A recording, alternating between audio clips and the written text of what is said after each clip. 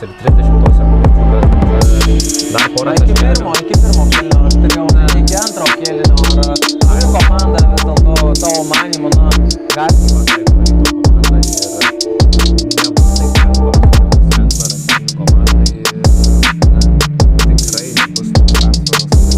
Taip, abi komandos vakar nežaidė rungtynių, tai vienintelės rungtynės jau šią savaitę, tai tiek Raseinių komandos žaidėjai 9, mažinti 15 taškų, palaipsniui taip iki rungtynių galo gali sumažinti visiškai netgi ir persverti savo naudą.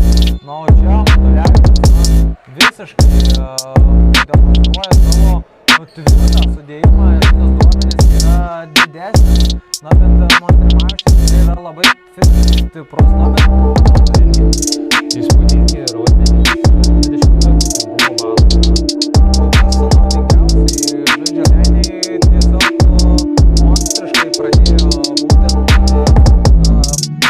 sakykime, ketvirtąjį kėlinį ir labai gerai užsibaigė trečiargai.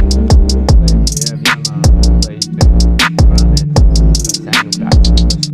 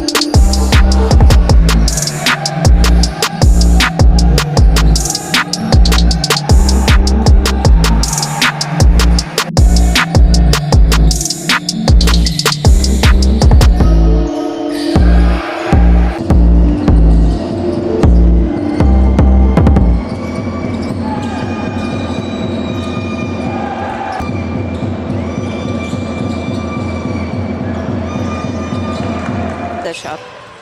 Matulevic now looking to attack here against Diawara. Gets caught. Adulting shows no fear, goes straight to the basket again in the Lithuanian offense. Kulieshi now goes in the corner. Marinkovic